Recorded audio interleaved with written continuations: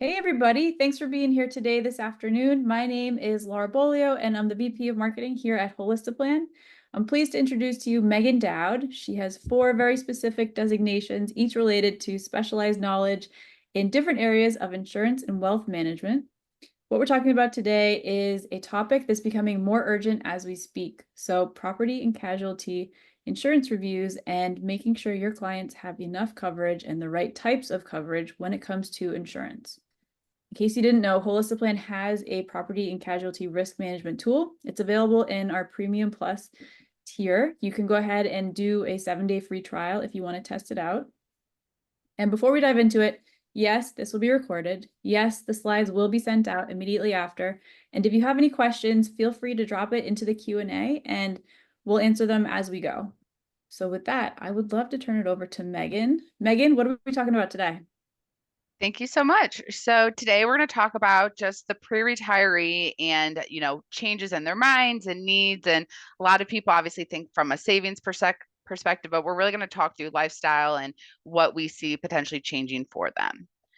So, as Laura mentioned, my name is Meaghan Dowd. I am an author of Protect Your Lifestyle, Make Empowered, Educated, and Effective Personal Insurance Decisions.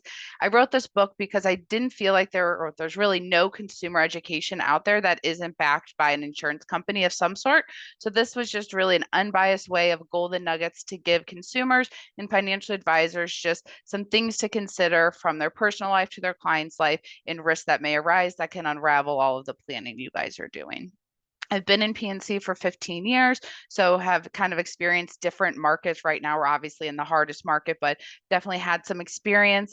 I consider myself a lifestyle strategist. So a lot of people have tax strategists, but when it comes to lifestyle, there's a lot of things that clients do. And I feel my background from a law family really helps me understand the nuances of contracts, LLCs, and just everything that comes with clients in today's litigious society.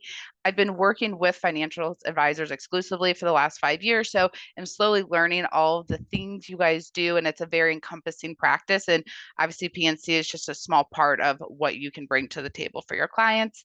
I am a mother of 2 children, as you can see here, Willie and Mia. And I've been married to my husband for 8 years.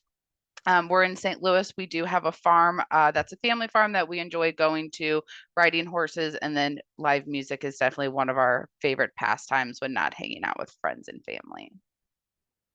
So, why does PNC matter to you? And their Chubb does a lot of studies, and you'll hear me refer to them. But 87% of successful families state that it's important for their financial advisor to quarterback their life. That means from tax strategies to trust and estate planning and P&C insurance. And then of those 16 percent, a lot of them don't know the value of their possessions, which puts the financial advisor in a unique position because you discuss all of that. And this percentage can really help your clients from being uninsured or overinsured in their personal property, their valuables, and a lot of other aspects of their life. And then lastly, with all the different fee compressions, lifestyles that are changing in clients' lives and kind of the spend they want to put into the financial world, there's interesting statistic that 40% of clients would actually spend more to work with an advisor that's offering P&C advice. So just going in one to the Holistiplan product, but really just finding a partner in the P&C space for you to make sure your clients' needs are being met and the fees are being charged properly. So I think the best way to understand insurance is through a story. And so today we have the Smith family. Rich and Susie are newer clients of yours. They are set to retire in the next 5 to 10 years. Currently, you're working on them with estate planning documents, but the next focus is their PNC review.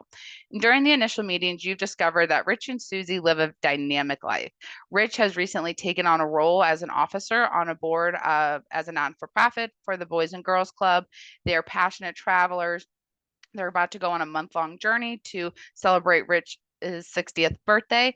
They're also a digitally savvy family, so continuously integrating the newest technologies into their homes, computers, and cars. They're also considering upgrading their New York City home, renovating the kitchen, repainting it before they sell and downsize and move to a home in upstate New York, where Susie can pursue her passions for beekeeping and selling homemade honey. Additionally, they own a condo in Florida, which they are contemplating renting out now that the management company handles the booking. And with this extra income, Rich plans to buy his dream boat so he can truly enjoy retirement. And then lastly, they're in the process of financially transitioning their two adult children off their payroll and cleaning up some of the assets that they may currently own, but are in the care, custody, and control of the children. So what does this really mean when it comes to P&C? So today's considerations, the first is going to be the renovation. So when it comes to a kitchen renovation, are they going to move out of the home? We see a lot of vacancy exclusions in homeowners policies where if the home is vacant for more than 60 days, there can be limitations in water coverage, fire protection, and other situations that tend to arise at time of renovation. Who will be doing the work? A lot of times people get a few different bids, making sure your clients aren't always going with that lowest bid, because with the lowest bid can sometimes mean lack of insurance coverage because they don't have the overhead of the general liability and workers' comp that your clients want these contractors to carry. So it's really important to understand who's doing the work for your clients and that they do carry their own coverages. And then lastly, what types of contracts are your clients signing? Their homeowners policy is a contract with a lot of exclusions, conditions, and limitations. So when they go and sign a contract with a contractor, it is important to understand that that contract doesn't imply any new exclusions that may exist. One of them being a waiver of subrogation, which is common in contractors' contracts for work. And again, something we see that can cause issues on the homeowner side at time of a claim. So again, renovations may seem simple. Not a lot of times people think to have a conversation with the insurance company before renovations start, but it is very important that your clients are communicating with their insurance program before they start the work. Otherwise, there could be gaps in coverage. And if the coverage is not in place through the homeowners, they may look to you to liquidate assets under management in order to help pay for those damages. Another thing that we discussed was their participation on the board and Rich wanting to serve as a officer.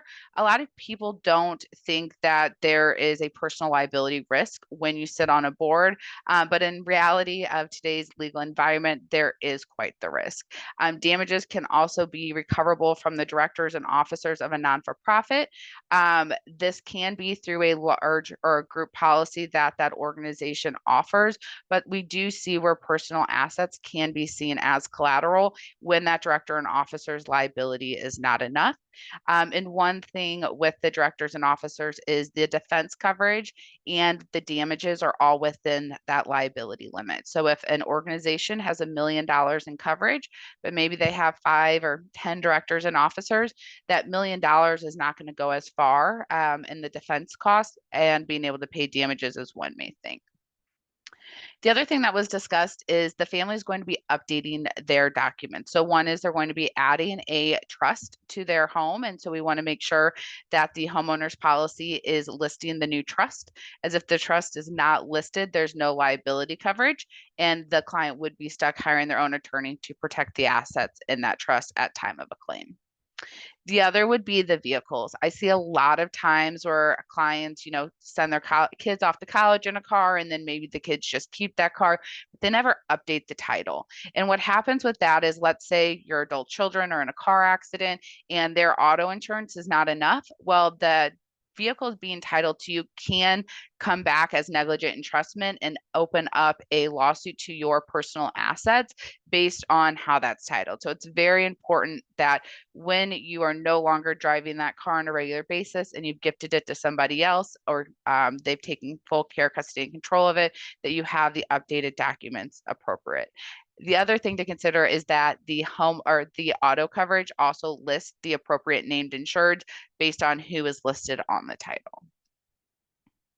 And then lastly is travel insurance. So a lot of people don't know that their liability on their home and auto can be limited to the United States and its territories.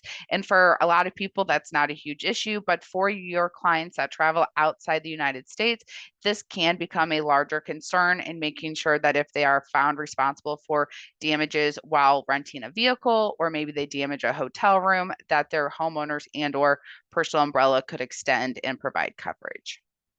And then the last piece to travel is obviously coverage for your travel. One of that being trip cancellations. If it is a larger trip, or maybe you have invested $30,000, $60,000 for like a family trip to Ireland, but also medical. So sometimes you may have your basic health insurance, but you could be in Mexico, get severely injured, and need to have your clients medically evacuated back to the United States. There's coverage within these policies to help do that, and it's very affordable. There's policies out there for a family on an annual basis for $400 or $500 that provides $250,000 in medical evacuation. There's also accidental death coverage and a lot of other nice benefits. So for your clients that are avid travelers, travel insurance on an annual policy is definitely a consideration.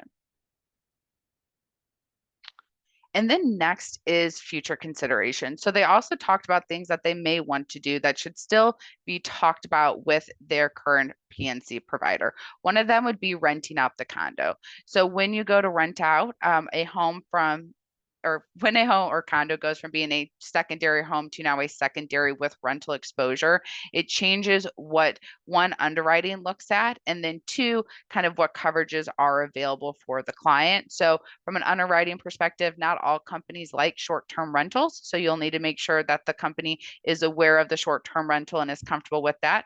There's also coverages that need to be added for things like loss of rental income, so he can still afford his boat payments if the condo can no longer generate that income after a covered loss occurs. They may want to change the personal property coverage on it. And then most importantly, they want to review the bylaws to make sure there's been no changes in how they need to cover the unit and the liability requirements with it being a rental. Next was the boat that they may be purchasing. So when we see watercrafts, a lot of times the vessel size and how fast the boat goes makes a huge difference in eligibility. Boats over 27 feet tend to have different underwriting than those that are under 27 feet. And then the waters they navigate, obviously boats in places like Florida tend to have additional underwriting for hurricane evacuations. And then if you do decide or your clients decide to use the boats for chartering or any type of business income, it really changes it. And there's a whole nother set of underwriting. So understanding how the clients will use the watercrafts is an important piece and where it will be kept. And then obviously experience. I have seen where clients go buy a new boat. It has, 600 horsepower on it, and they've never driven a boat before. Underwriters aren't too comfortable with that exposure. So again, making sure that before the clients write the check for the watercraft, that they do have the insurability in the marketplace to cover that liability exposure. And then cyber coverage. So when it comes to your digitally connected family, not only now, but in the future, they have some things to think through. So one is just how digitally connected their world is. We see where cyber disruption can come into play when a hacker accesses the smart home systems and they force clients to, potentially pay and make them find a temporary place to live until they can come up with those funds. And that temporary living expense is something we're starting to see covered under cyber policies offered within the homeowner's product. And when people ask, like, what is a digitally connected home? We're talking about, the devices such as computers, so that can be laptops, tablets, mobile devices. We're also talking, about your home system. So the TVs, cameras, the baby monitors, wearable technology, watches, and then people are connected to their cars. And that's 7 different ways or 7 different technology pieces. And some of your clients have all 7 plus some. So again, understanding the digital world that your clients are living in and how that can expose them from a financial loss is something, again, not only for future considerations, but potentially current considerations for the Smith family. And then wire transfer. So when they go to buy the boat, we want to make sure that the $50,000, $60,000 that they're going to transfer to the boat broker is covered because we have seen where hackers will sit on a client's computer, it can even sit there for a year or two, and then they'll see communication via email about a large purchase. And when the client goes to ask for wiring instructions from the boat broker, that is when the hacker strikes and sends your clients fake wiring instructions that now they've just sent 50, 60,000 to a unknown third party. And without cyber coverage, your clients could just be out that money. So it's really important that, again, for your clients that do a lot of transactions, that there's some cyber protection in place for the money. And then lastly, we do see a lot of people as they prepare for retirement, maybe not want to fully retire and take on some hobbies. And as you can see with the Smith family, beekeeping was one of their hobbies that they wanted to take on and potentially, generate some business income. With this, there's a few things to think about. One is just the general liability and product liability for the honey specifically. In case anyone were to ever get sick from the honey and sue the Smith family, we want to make sure that they have protection there. For the Smith specifically, they weren't as concerned with like the equipment for the bees. They only have a few cellars on property, and they did feel comfortable self-insuring that if there was ever a larger loss that took out those sellers. So overall, there's a lot to be thought of, not only now, but in the future. And again, the right P&C partner can help you kind of start figuring out where the steps to take and which is the most important to evaluate. But the key is don't wait till after these occur. Start talking to your clients before or while they are considering them. And then another. Hey, we have a couple questions. Okay, great. Okay, so the first one is, what specific coverage is needed by the homeowner during the home renovation? And is it good enough to make sure that the contractor has insurance coverage? Yes. So I'll answer the second one first. Yes, it is good enough to just make sure that the contractor has some general liability coverage and workers' comp for a basic renovation. For clients that are doing larger renovations where maybe they're adding a second story or doing, spending $100,000 and doing a studs-in renovation, they may want to consider coverage called the builder's risk policy that covers the home under renovation. It remove some of the vacancy clauses that we see in a homeowner's policy, as well as it provides coverage for the future value of the home, because a lot of times homeowners policies are covering the current rebuild costs or the current replacement costs of the home, and the builder's risk will allow you to cover the current rebuild of, let's just say, $1 million plus the additional 500,000 you could be putting into renovations. Okay. Thank you for that. The next one, this one comes from Bridget, is how would you determine a coverage need or liability level for the board officer exposure with the nonprofit? Yeah, so sometimes it is just dictated by the market. A lot of carriers will only offer $1 million in directors and officers from a personal perspective, but from a board perspective, I'm gonna go back to my slide real quick because I do have some notes there. There's a few different things to consider. So is the liability enough? There's 4 key factors for that. One is the likelihood of the loss, the nonprofit's assets, the likely damages a court could award for a loss, and then that nonprofit's appetite for risk. So an example here is I actually used to sit on a non-for-profit board for our neighborhood association, and we put on a huge St. Patrick's Day parade every year. And unfortunately, someone did pass away due to natural causes. But had there been something that we did wrong, maybe we didn't have enough ambulances on site, or maybe we didn't have the roads blocked properly so EMT couldn't get to them, we could have been held responsible. So even in smaller organizations, there's still large events that can happen and disrupt it. So I think a lot of it also comes down to your client's portfolio, what they look like from a public eye, the assets they have also can determine. And one thing that I have learned is, directors can be held personally liable based on 3 fiduciary duties, which is the duty of care, the duty of loyalty, and the duty of obedience. So there are some ways and things that have to be met for your clients to be brought into these situations, but there is the ability for it to occur. Oh man, okay, super helpful. Thank you, Meaghan. Of course. Any other questions? I think we're all good for now. Okay. I'll let you know as they pop up. Perfect. So we'll go to another example, and in this one, and Tom are a couple early 60s. They live in the suburbs outside of Chicago.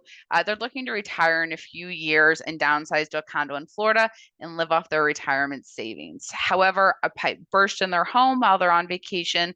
The water runs for 5 days, severely damaging the home. The great room, the kitchen, they all need to be gutted due to the damage to the walls, flooring, custom cabinetry, and appliances. The water also damages the finished basement, including the heating and cooling equipment, laundry room, electrical, including the Crescent Home automation system. They are also standing water and humidity in the home, causing condensation throughout the home. The total damage, including additional living expense for them to move out, was $700,000. As you can see here, this optimized coverage is going to allow this family to still retire on time.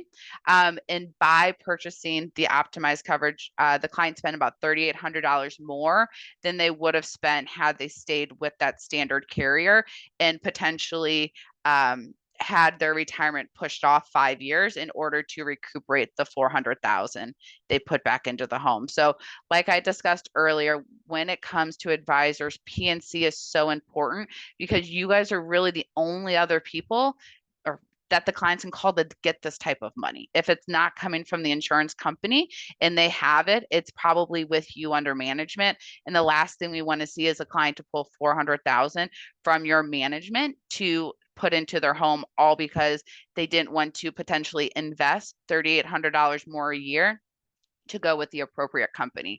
And not only does it allow these checks to be written very quickly, it can allow the client to have a different claims experience. So by investing a little more in the right insurance, the client can go with their contractor of choice. They don't have to go and get 3 or 4 bids and let the insurance company decide on the lowest bid that may not be the quality of work your clients want. So it's really important as advisors to change your perspective of insurance and not just see it as a budget item on the client's expenses, but really see it as a wealth defense and protecting all the planning you're doing. Because again, you all spend a lot of time in planning for your clients and doing this work. And there's nothing worse than a busted pipe ruining everything that you guys are planning for.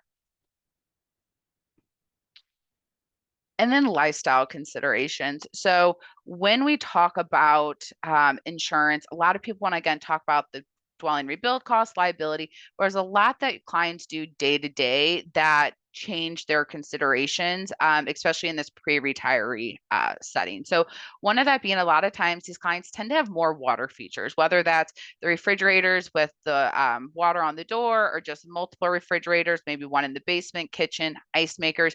But water is the second leading cause of damage after wind and hail. And anywhere between like 20 to 30% of claims each year are caused by water. And once a client has a water claim, it's really hard for them to move to a different carrier without having to install like water mitigation systems, such as a flow by Moen, which is what would allow the water that could potentially leak into a client's house to be shut off automatically. So when it comes to your clients, it's also important to talk to them about these risk mitigation techniques, because even with the right coverage, maybe they don't want to spend 3 to 4 months going through a claim. And the mitigation, again, whether that's an alarm system, the water shutoff valves, can help your clients avoid them before they occur. We've talked a little bit about cyber, but when it comes to your clients, I would consider most of them probably successful, accomplished individuals and would fall into the whaling category. So when we talk about cyber attacks, there's something called phishing or spear phishing, which is a technique that targets the high net worth family offices. And phishing is a cyber attack that uses fraudulent communication to trick people into sharing sensitive data, downloading malware, or other exposing themselves to cybercrime.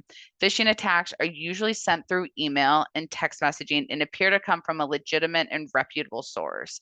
The attacker's goal may be to steal money, gain access to sensitive information and login information, and install malware on the victim's device. So again, this is where we then see your clients' homes being hacked. Maybe they're going to follow that wire transfer and take the money. Maybe they're going to watch communication between the two of you guys and somehow leak malware into your financial firm. So client cyber hygiene is extremely important, not only from what they're doing, but that there's protection in place.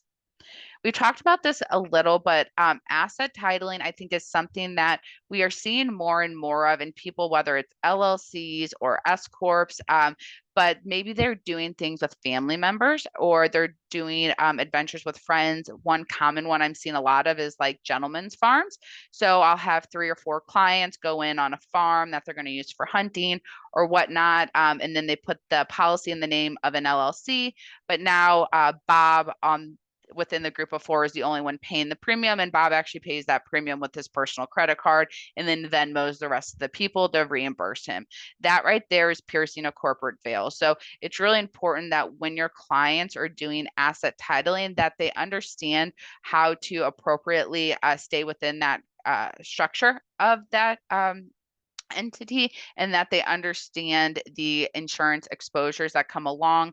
Another thing we see is, the gentleman's farm, Bob might just call his local agent and say, hey, I'm buying some acreage, there's a trailer on it, not a big deal, and can you just get me some quick coverage? The agent does it, but the agent doesn't ask, who's buying the farm? Is it in your personal name? Are there others involved? And come to find out, there's, again, those 3 other owners, and now there's a loss at the farm and Bob's the only one covered because the 3 other owners aren't listed on the policy. There's just a lot that starts to happen. So again, understanding how your clients are buying things, who's involved in that, whether it's friends, family, business associates, it all comes into play at time of a claim. And if it's not clear in the beginning, it's not going to be clear at time of a claim. And again, assets could be out there for the taking.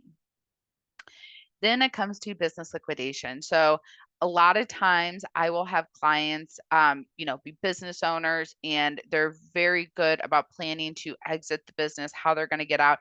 They don't think about what they're going to do in their personal life. Maybe they know they're going to spend the money, but how they're going to spend the money and how it affects their liability is important. So probably 5, 10 years ago, I could just go get a $20 million umbrella from an underwriter, no questions asked. Nowadays, underwriters really want to know, well, why does the client need that much? Where's it coming from? And if I say, well, the client, went from being worth 2 or 3 million to now they're worth 20 million liquid, the underwriters get a little nervous because there's a lot of loss history that they find comes with that. So whether they're wanting to buy fast cars, boats, again, travel with friends and just enjoy all their hard work, it's not always the ideal candidate from the insurance perspective. So again, planning with your clients when they start talking about liquidating their business and talking with their insurance person so they can stair step the liability protection they need as that liquidation gets closer, but also help advise them on the types of assets they can spend their money on. Again, maybe going and getting the fastest car isn't the greatest idea in the first year, but you can do that year 5 once there's some established history as someone in that new net worth category. So again, business liquidation and personal insurance is very important. The other thing we see with businesses is a lot of times the business owner will have like the auto insurance on the business side, and they'll have, coverages that they use personally on or within the business. So they also need to make sure that as they transition out of the business, that things like auto insurance also get transferred to the personal side and that there's no gaps in that. Especially if there's a buyout process where they may not work there, but they still receive some benefits from the business. Understanding what those benefits are is important. And then lastly is insurability. So again, in today's marketplace, insurability is something that is not talked about enough. There's no longer the ability just to go online and get insurance from anyone. Even companies like State Farm have limited where they're doing business, how they're writing business. Progressive is getting tighter. So this companies that used to write anyone and everyone, as long as you could write a check, are not even doing that anymore. So for your clients, it is very important that they are only filing claims when financially necessary, when they have that liquidity available. So those rainy day funds that you guys are building, consider your client's risk tolerance. What are they comfortable paying out of pocket? Because while nobody wants to write a check for $5 or $10,000, if writing that $5 or $10,000 check allows them to keep their $10 million umbrella, we're probably going to want them to write that $5 or $10,000 check, or even if it's for them to keep their $1 million umbrella. I've had clients that, unfortunately, whether it's due to their age, location, Florida, California, but they have one loss, and now the homeowner's company isn't going to write them, which now means the auto has to go somewhere else, and then potentially the umbrella isn't eligible because of the losses and how it's all being separated. So we do see the effects of a claim being more widespread than just sometimes a single policy in a client's portfolio. This is also important for your clients to have like rental portfolios that may have multiple homes, and those losses can follow them based on how those homes are deeded to the individuals. And then last piece with insurability is consider your client's age. So while it's important for your clients to shop, it's important for them to know what options are out there. It's also important to understand what policy they're currently invested in. An example would be like the Hartford AARP. For your older clients, the Hartford has a guaranteed renewability. So if you have that 70-year-old client that is very independent, and even if they get into a few small bumper accidents in the parking lot at the grocery store, they're going to want to keep driving. Hartford's going to give them that ability and always offering some type of renewal. While the rate might quadruple, they're at least going to have that ability, where a lot of other companies at a certain age and driving activity are no longer going to allow you to stay within their program. So again, understanding your clients, where they are in life, how they want to operate, that is a very unique position that you as the financial advisor hold. So we really want to make sure that you are remaining that quarterback, but you're thinking about all these things on, unfortunately, everything else you all have to think about. And that's where a great tool like Plan can help you guys slowly start to understand when and how to have these conversations with your clients on a more regular basis. But really, what can you do to help your clients? So, as you've learned, I love statistics. And 70% of families said they've never actually had a professional P&C assessment, which again is scary, because this could mean that they've been with the same insurance company since they bought their first car or graduated college. And a lot of times that means they've outgrown it, and that's leaving you and them both exposed. So we really want to make sure that we're always checking in with our clients, if not on an annual basis, at least on, every 2 or 3 years. And then for you as advisors, listen for the keywords that we talked about today.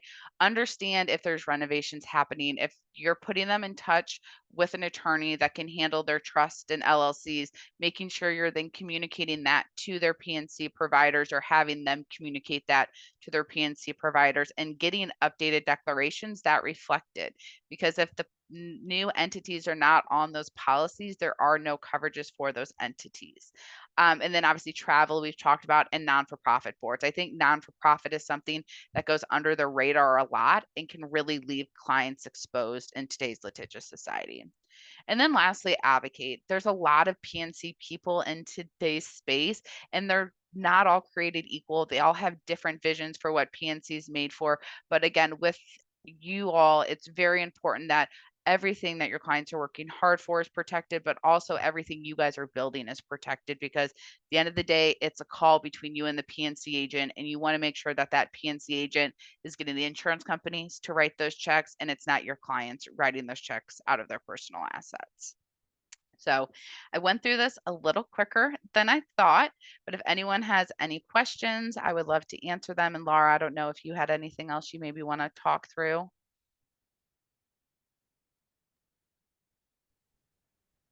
Hey Megan, yeah, no, that was great. So I would encourage, if people have questions, please feel free to drop them into the Q&A. This is an open mic session, essentially. So any questions about anything that Megan just talked about, I thought it was super interesting how you talked about insurability and making sure that you can be insured. I didn't realize that, after people make a claim, that they're actually at risk for not being able to be insured anymore. So I personally would love to learn more about that.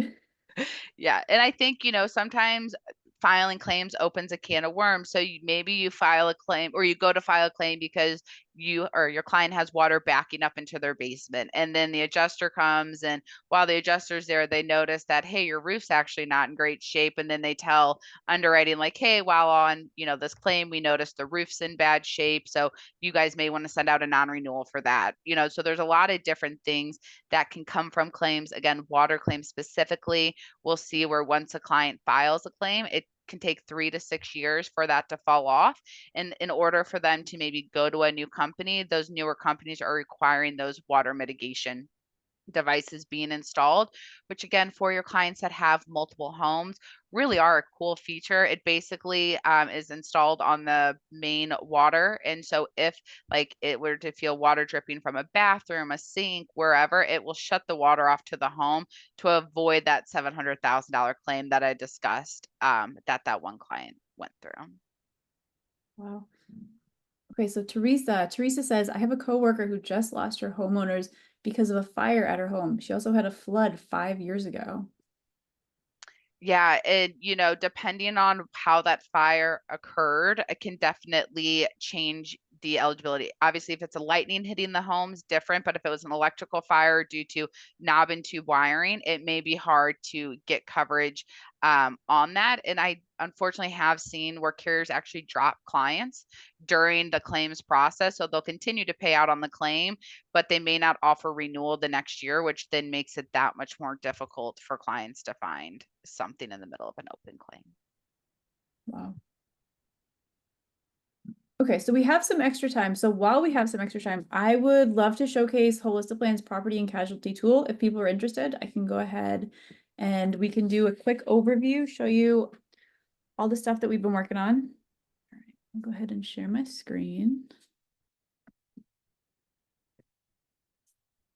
Okay, so welcome to Holistic Plan's household page. We're going to go into James and Jessica Smith. We'll go all the way to the bottom to property and casualty insurance reviews and view the report. So what our new tool does is you can actually upload the declarations pages of home, auto, or umbrella insurance, and our systems will scan it in just like we do with tax returns. So as you know, you just upload the tax return. We will generate a tax report in maybe 90 seconds or so, and it'll have customized observations. This property and casualty risk management tool actually does the exact same thing for insurance. So for this example, I've uploaded the home policy and the auto policy. James and Jessica don't have an umbrella policy, but what you can see is this would be white labeled to your firm. So this would have your logo. It shows you a nice summary of the homeowner's policy. So Plymouth Rock, you see what the premium is.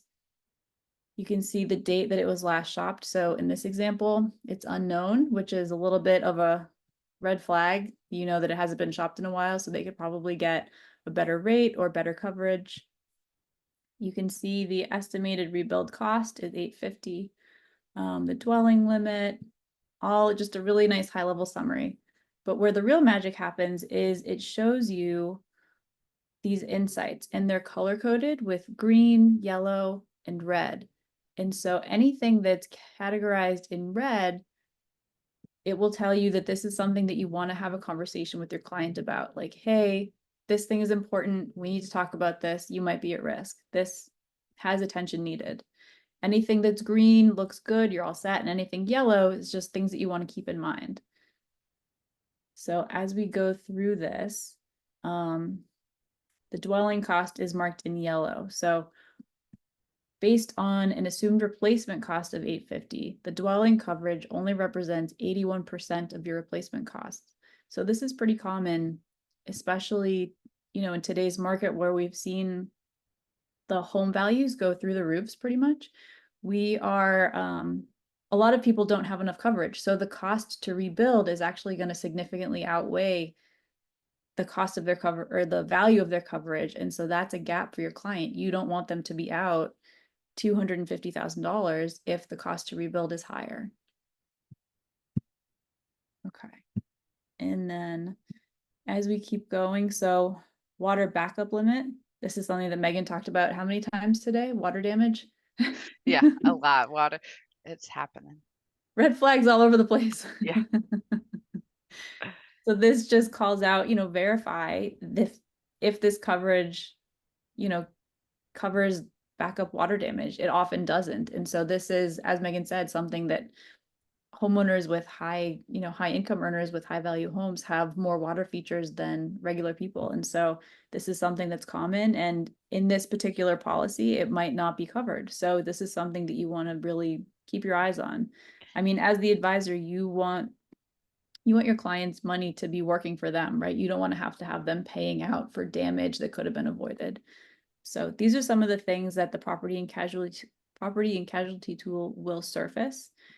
Much like the tax report, it will have editable sections here. So this little pencil icon, you could type in your own notes if you want to. You could also rearrange them and you could show or hide. So if you found something that maybe you didn't feel was necessary, or maybe if you wanted to hide all the green things, you could certainly do that. And then it will do the same thing for the auto insurance. We'll stop there. Okay, so we have some Q&A. Let's take a look at this. Is this feature available with basic subscription? So this is available in our Premium Plus subscription. So if you want, we would recommend that you go with a free 7-day trial. So you can actually do a free 7-day trial, even if you're already a subscriber, and you can go ahead and test out the tool. Totally doable. Okay, you're an advisor with New York Eagle Life Strategies. How do you get access to the property and casualty review tools? Okay, so if you're part of an enterprise deal, you would want whoever's your admin to go into the settings and actually enable it. Not every firm enables it, but if you have access to the Premium Plus subscription, you can go ahead and enable that right in your settings. Okay.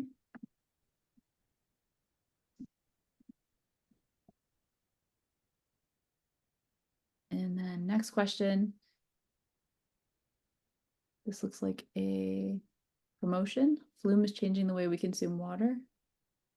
Is it just like there's a lot of different devices out there, and I assume Flume is just another one of the good devices out there. I think I did Google it real quick. It's a self-install device where a lot of the ones we talk about are, installed by a plumber and may take a little more out-of-pocket expense from the clients versus what they're recommending here. Okay, thank you for sharing. Anybody have any other questions before we wrap up, either for Meaghan or for me, for Holistiplan? Anything we can help you with today?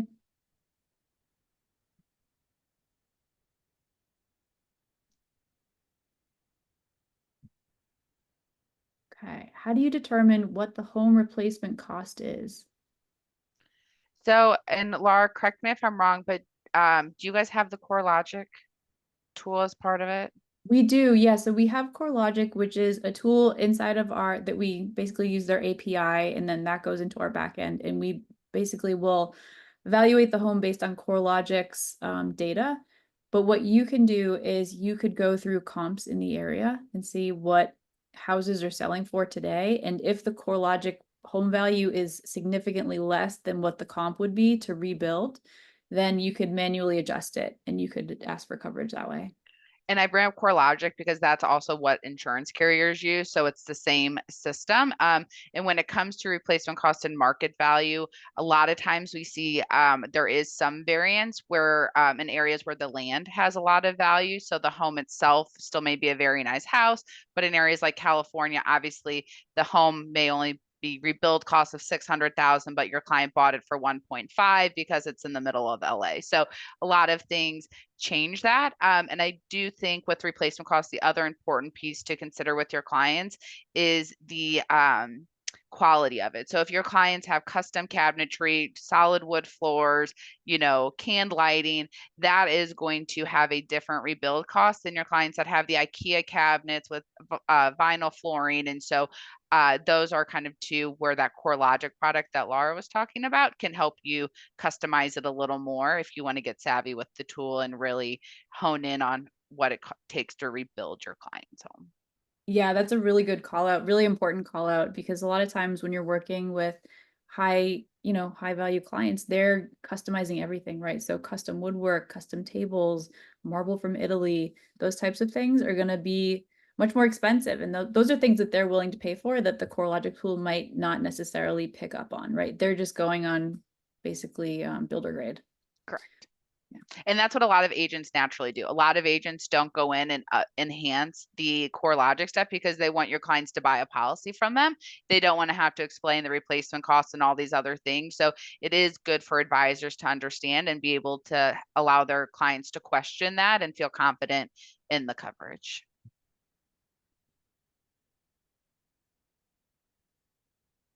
Okay, from Marianne, this was awesome. Thank you so much. Hey, we are happy to have you. Come back for our next webinar. We'll be back with Meaghan in a couple weeks. Okay, from Susan, what is the cost to add insurance to a premium subscription? So you would actually need to upgrade subscriptions to the Premium Plus, and the Premium Plus is $18.99. But if you want, like I said, you could do a free trial, and you could certainly try that for a week just to see if you like it, if it's of value. I certainly think it's valuable. I think it's a really great tool. I'm a little bit biased, but I would recommend it. Okay. Next question. Does the replacement include replacing the crown molding and other features in there?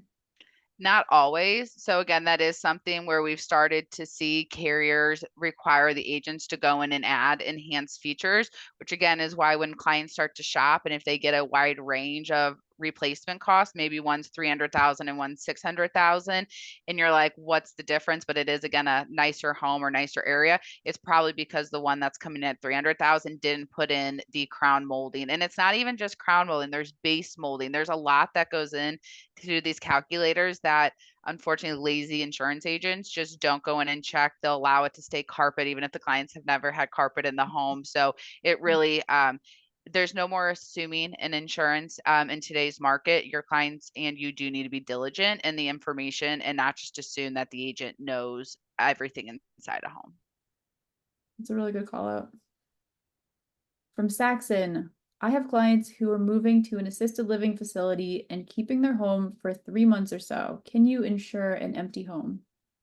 So you can, when it comes to clients moving from their current residence to a living facility, obviously call the agent, let them know what's going on. But a lot of insurance companies are actually comfortable with the policy staying in force till renewal. So if just for ease is January to January and your client's moving out in September, they may be able just to leave that policy in force through January, at which point they would be required to find new coverage for the vacant home. And there are lots of companies out there. Foremost is one of the most well-known. It's a farmer's product, but you can get it from a broker or a farmer's agent, and they have 3, 6, 12-month policy terms for clients as well. All right. Thank you, Meaghan. Of course. So at this time, there's no other questions. If you have one, I'll give it maybe another 30, 40 seconds, and then we'll wrap it up if nobody has any more questions. But Meaghan, this was really great. I learned so much every time we do this. It's really, it's transformative in terms of like the gaps between what you think you know about property and casualty and what you really should know, what you need to know to have adequate coverage. It's super helpful having these. So I really appreciate you on here. Thank you for having me. I love talking about it. As you all can see, I can talk about it for hours. So if questions come up after, I'm happy to follow up and answer whatever comes. Awesome. Okay, 2 more. One, very informative. Thanks. You're welcome. Thank you for attending. And then next question, there is Premium and Premium Plus. Yes, there is Premium and Premium Plus, and Premium Plus is the version that includes property and casualty. So definitely do a free 7-day trial, test it out, let us know how it goes. And with that, we'll go ahead and we'll wrap up the webinar. All right. Thank you, Have a Meaghan. great day. Thank you all. Bye.